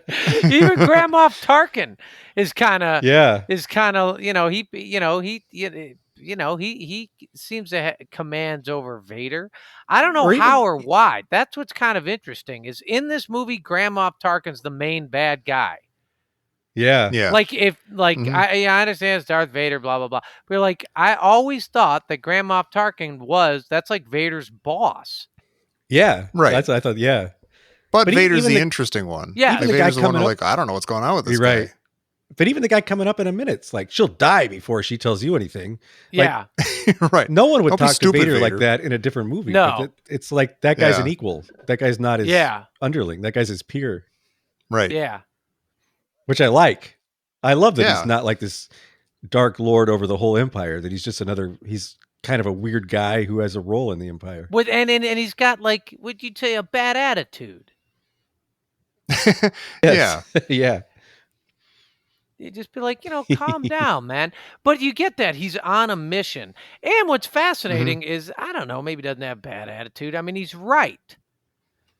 Yeah. He's right. You know what I mean? He knows that that they're not on a diplomatic mission, and he's tired of this nonsense. Stop lying to me. Where's the ambassador? Yeah. Where's my stuff? Yeah, you took my stuff. Exactly. Doesn't belong to you. You shouldn't have that. What are you thinking? Wait till your dad finds out. Speaking of wait till your dad finds out, or what are you thinking? We get our first deleted scene here. Really? Oh, that's right. And normally I wouldn't think of bringing stuff outside of this movie into the movie, but I was talking to Tom before, and I feel like a lot of the deleted scenes in this movie are in the movie because of either the Star Wars storybook or the radio drama that came out on National Public Radio back at the time. So a lot of these, like, I knew of even though they weren't in the movie. Right. And that's fascinating. That doesn't happen anymore, really. Yeah. Like all the Biggs stuff in this movie, like Biggs is a character in this movie in a way that he's not in the movie. Right. Like, you know more about him than you do from the movie just by being a Star Wars fan and a kid and reading the books and stuff. Right. And not like crazy, like it's the story of Star Wars. Right. He's just, there's a picture of him standing there and you're like, he's got a whole like spread. He's got 2 pages about him and Luke. Yeah. That's part of the story. Yeah. Like that's how close it was to being in the finished movie, is that they put it in that. They filmed it. Yeah. They filmed all these scenes. Yeah. And this first one's small. There's a little one where there's a little more banter between R2 and 3PO. Where he says, I should have known better than to trust the logic of a half-size thermocapsulary dehousing assistant. And then they tell me about it. Yeah, that's good. They cut. But then there's it. That's when we cut down to Tatooine, and Luke is standing there looking up with his binoculars, watching the battle going on overhead. Oh, so wait, is this before or after they jettison in the escape pod? It's before. Oh, okay. The battle's still, like, they've just started. I think he's watching right after they've docked the two ships, but he's still Oh, watching. cool. But I think this takes place a minute before because he still sees the laser battle going on. Right. Yeah. And you know what's So- crazy? That was in the storybook, wasn't it? Yeah. Yeah. Exactly. That's what we're what you saying. said. Yeah. Yeah, Yeah. that story, that picture of him like gazing up at the sky with the Yeah, with Yeah. his Gilligan hat. yeah with, Yeah. with this Yeah. and his what are they, like unoculars or whatever, Yeah. Right. Space noculars. star noculars. Yeah. But like that feels like that's part of the movie, even though that was never in the movie. Yeah, Totally. But Jamie Binning has our good friend I was Jamie gonna Binning, say. we've had on the podcast every season, but he has posted some amazing stuff on both his Facebook and Twitter pages with some of these scenes like in full, and it's Yeah. amazing watching them. And his filmumentary of Star Wars just sort of incorporates the stuff back into the movie as he's as the he'll intercut with like behind the scenes stuff and everything, but then he also just like feeds these deleted scenes back into the flow of the movie, and it's really cool. Yeah. Yeah. So check it out, filmumentaries.com. Go. You'll be glad But you did. At that point, we cut back to Darth Vader making his entry. Oh, so you just get Luke seeing the stuff and then taking Yeah. off to Yeah. go tell somebody. Yeah. Yeah. And then you have Nun Princess Leia bending over R2. Oh, cool. Ah, And I want to say, somebody will correct me, but I think that one of the coolest toys there was the troop transport, Mm-hmm. where you could like just stick the figures in the Yeah, side. on the It was like a side. vehicle. Yeah. And each space had a button, and each button was a clip from the movie, like a little, like a little sound. Oh, like okay. a- I never had that one. I didn't know what the clips were. Oh, it was super cool. And it was like one of the only ways you could hear Star Wars, because like, it was the stupid Yeah. 70s and you couldn't like get a VHS or anything. And I want to say that the 3PO button said, R2D2, where are you? Which is this line right here when he's looking for him. huh. That was a terrible 3PO. I apologize. We get the shot of Vader strangling the guy, and I wondered, Yeah. so is he doing that? Is he using the Force, or did he decide No. to go manually on that one? This is pure tactile analog choke. That's what I was wondering. Yeah. Is he? Yeah. Robot arm. He just decided to do that one. He's a little. See, he's a little more Yeah. hands-on on this stuff. Yeah. He's really angry. Do you think that's specifically so like we can get to see later on in the movie, like when he chokes the guy across the room, that like, oh, this guy's even weirder than we think. Like, oh, he's got some weird power. That's Yeah. weird. Yeah. Yeah. Because you don't know why he wouldn't do that here. Right. Right. He has like a choking fetish too. Like that's how he does Right. it. Yeah. I don't care how I do it. My hands, my mind. I don't care. Yeah. Just so people get It's choked. as long as the windpipe's involved. Yeah. Can I Whatever say mood though, I'm in. right before that, there's one of my favorite things in this movie. You see him walking down the corridor, and then the stormtroopers are leading some prisoners with their hands on their heads, and Yeah. you see these two droids. There's like an army green and beige droid with a kind of a cone head, Yep. and then there's an yeah. R2 in Imperial gray, and I love these two, and I love Oh my that gosh. they are like, I feel like one of the things that the later movies do poorly, even though I think that's what everyone clamors for, is Mhm. every single thing in the new movies is a unique personality, and as a this robot has this, and this is a special X346 edition. But all these droids have interchangeable parts in this movie, and it feels like a real kind of universe thing. Yeah. Yeah. They're like, oh, my Datsun is blue. Right. But that right. guy's Datsun is red with a red Right. stripe. And Yeah. all of these have the exact same body as R2. They just have different heads or Right, different paint right. jobs. I don't think I've ever seen that guy before. I've seen the sort of cone-headed gray Uh-huh. and beige guy, but that gray and black and white I love that R2 guy. with the blue dot. That's awesome. Wow, Is he an that's evil? Like, is he an crazy. evil Imperial R2, or is he also on the ship being taken prisoner? He looks like he's got his hands on his head, kind of like he's being taken prisoner. Yeah. It's funny though, because he's Imperial colored. Both these guys are kind of Imperial colors. Yeah. Kinda, they Like, are. they're both kind of army colors. By the way, the music amazing. in that little 2-second shot is some of my favorite music in all of Star Wars. Mhm. Dun, Mhm. dun, dun, dun, dun, dun, dun, dun, dun, dun, Yeah, dun, me dun. too. Yeah. Oh Yeah. yeah. What do you think happens to these prisoners? I don't know, because you find out later, like, I don't know, in like 30 seconds or a minute that, Yeah.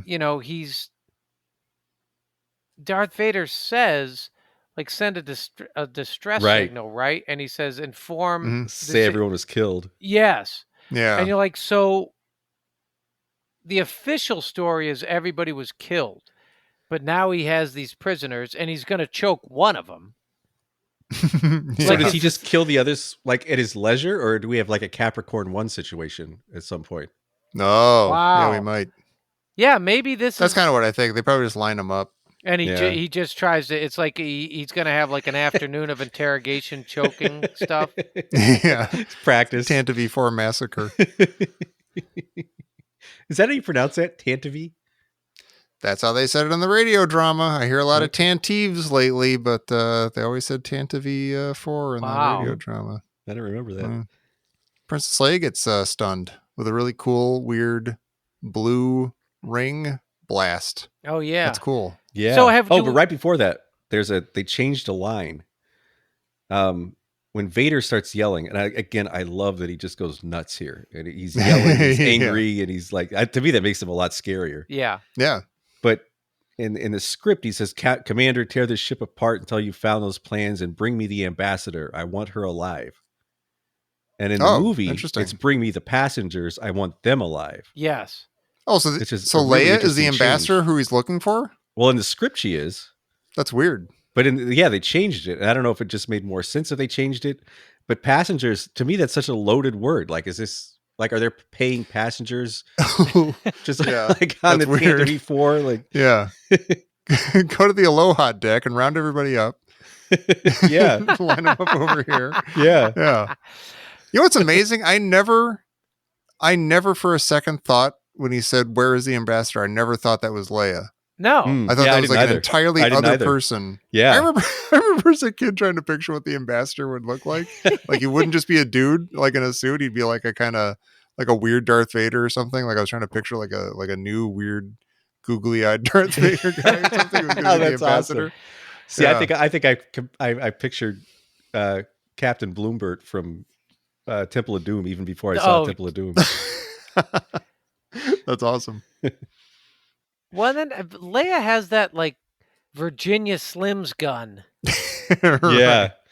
Yeah, you can shoot a long way, Zap. baby. That zap sound is amazing. Yeah. Were Where you did guys you a fan of the hair buns, the cinnamon buns? Sure. Yeah. Yeah. Yeah. I don't know. Are those real? I They don't know. are, I think. Yeah. I mean, think they she's are. amazing, and like everything. Carrie Fisher's amazing. Leia's amazing. But as a kid, those really bothered me for some reason. They did. Oh, Well, really? they were. Yeah. I mean, they became iconic. They did, yeah. Yeah. I don't know how you would do that. Like, is there a piece that they have to be woven around? Like her ears? I don't know. Maybe, Yeah, I don't know. yeah.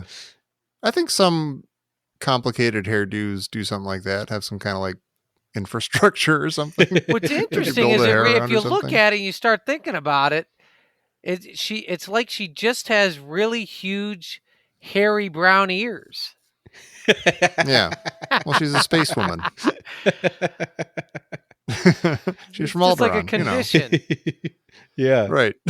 Yeah. Yeah. Her ears are massive and she's covering them up with buns. But there's another line change here that goes along with the previous one. Oh. The stormtrooper says, "There she is, set for stun." And in the movie, Oh. he says, "There's one, set for stun." So again, in the original script, they're looking for her. Oh, wow. And in the movie, Oh, right. it just seems like, oh, she's one of the passengers. Yeah, because later in a minute when they meet up,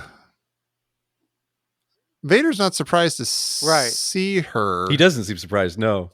But they could still see, you know, that doesn't mean he was expecting to see her. And maybe this makes it more surprising for us.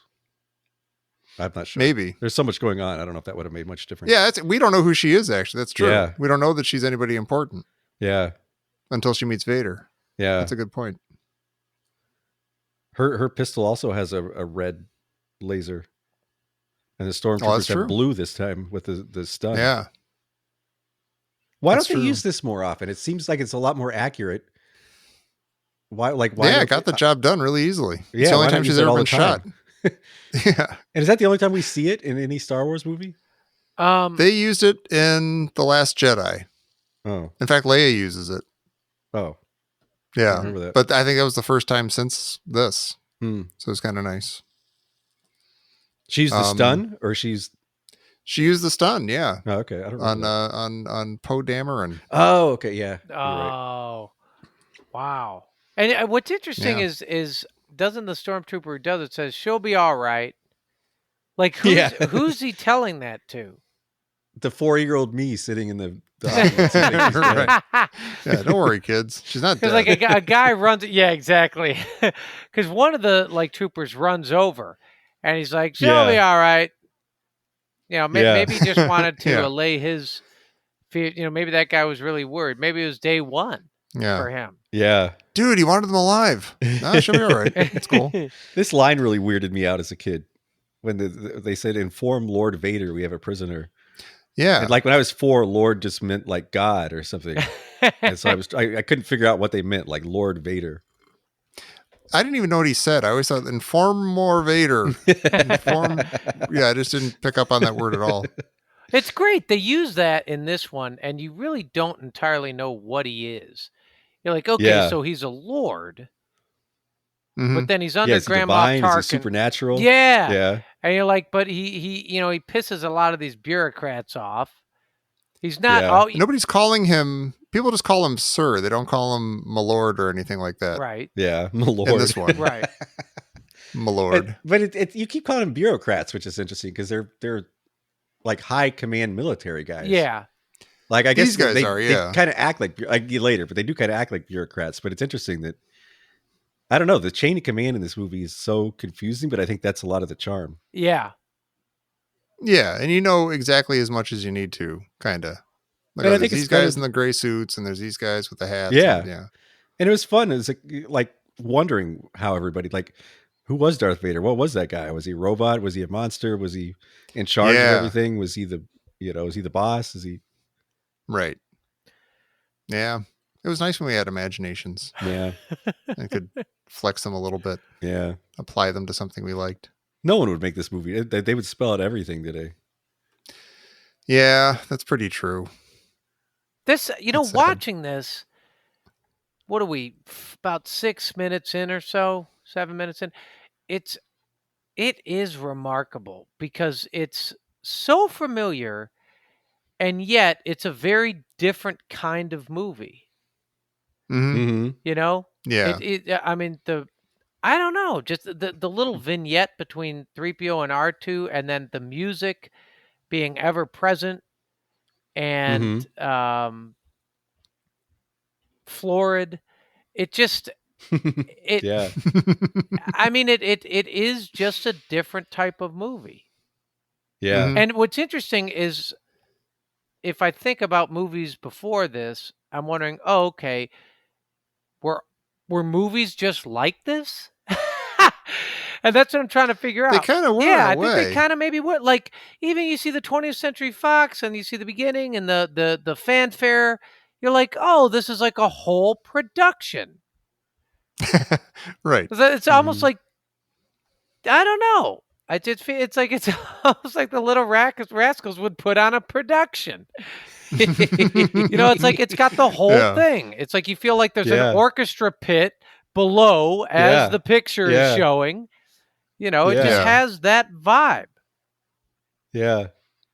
What's weird too is that I was showing this to my then 5-year-old nephew, like, I don't know, 10 years ago or something, longer than that, like 50, I don't know, a while ago.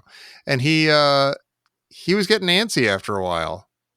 Like there's like a long stretches of like robots walking in deserts and people eating breakfast and blue milk and stuff and talking about harvest season and stuff. And, there's a lot of like time taken, and it's like a lot of like, it's kind of gradual pacing and stuff that you're never going to find in a movie like this today.